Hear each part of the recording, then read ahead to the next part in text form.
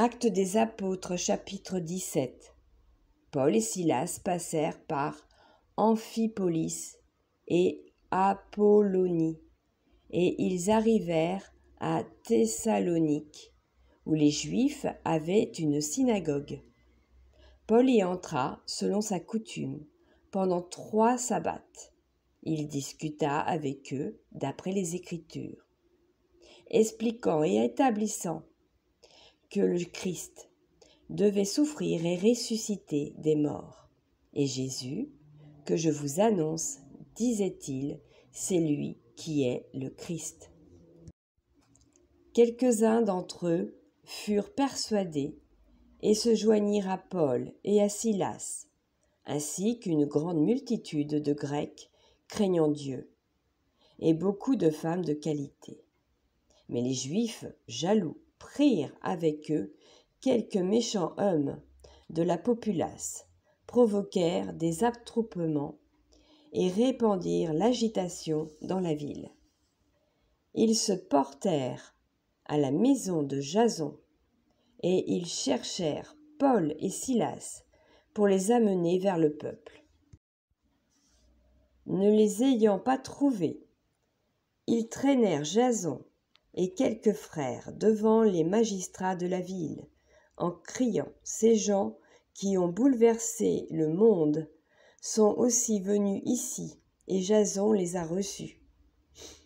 Ils agissent tous contre les édits de César, disant qu'il y a un autre roi Jésus. » Par ces paroles, ils émurent la foule et les magistrats, qui se laissèrent aller, Jason et les autres, qu'après avoir obtenu d'eux une caution.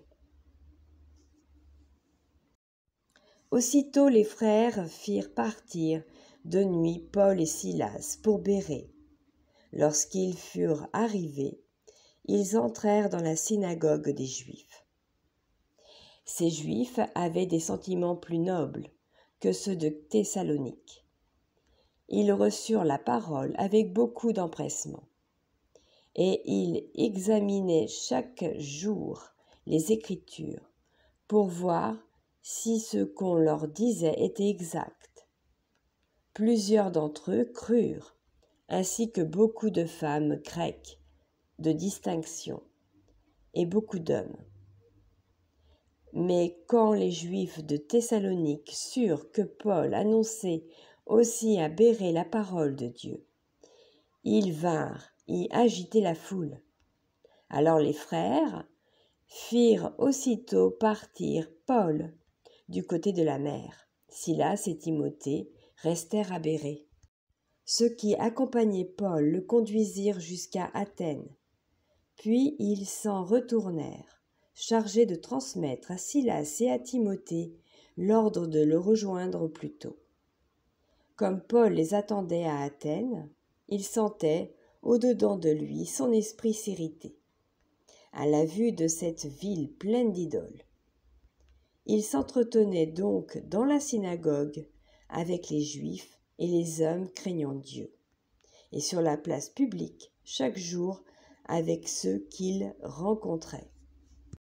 Quelques philosophes épicuriens et stoïciens se mirent à parler avec lui, et les uns disaient « Que veut dire ce discoureur ?» D'autres l'entendaient annoncer Jésus et la résurrection, disaient « Il semble qu'il annonce des divinités étrangères. » Alors ils le prirent et le menèrent à l'Aréopage, en disant « Pourrions-nous savoir quelle est cette nouvelle doctrine que tu enseignes ? Car tu nous fais entendre des choses étranges. Nous voudrions donc savoir ce que cela peut être. » Or tous les Athéniens et les étrangers demeuraient à Athènes ne passaient leur temps qu'à dire ou à écouter des nouvelles. Paul, debout au milieu de l'Aréopage, dit « Hommes athéniens, je vous trouve à tout égard extrêmement religieux, car en parcourant votre ville, et en considérant les objets de votre dévotion. J'ai même découvert un autel avec cette inscription à un Dieu inconnu. Ce que vous révérez sans le connaître, c'est ce que je vous annonce. Le Dieu qui a fait le monde et tout ce qui s'y trouve, étant le Seigneur du ciel et de la terre, n'habite point dans des temples faits de mains d'hommes. Il n'est point servi par des mains humaines, comme s'il avait besoin de quoi que ce soit. Lui qui donne à tous la vie, la respiration et toutes choses. Il a fait que tous les hommes sortis d'un seul sang habitassent sur toute la surface de la terre, ayant déterminé la durée des temps et les bornes de leur demeure. Il a voulu qu'ils cherchassent le Seigneur et qu'ils s'efforçassent de le trouver en tâtonnant, bien qu'il ne soit pas loin de chacun de nous. Car en lui, nous avons la vie, le mouvement et l'être. C'est ce qu'ont dit aussi quelques-uns de vos poètes. De lui, nous sommes la race. Ainsi donc, étant la race de Dieu, nous ne devons pas croire que la divinité soit semblable à de l'or et à de l'argent, ou à de la pierre sculptée par l'art, de l'industrie de l'homme. Dieu, sans tenir compte des temps d'ignorance, annonce maintenant à tous les hommes, en tout lieu, qu'ils aient à se repentir. Parce qu'il a fixé un jour où il jugera le monde, selon la justice, par l'homme qu'il a désigné, ce dont il a donné à tous une preuve certaine en le ressuscitant des morts.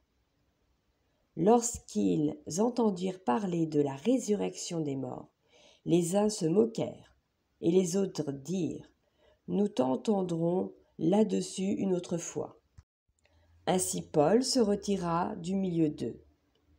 Quelques-uns néanmoins s'attachèrent à lui et crurent.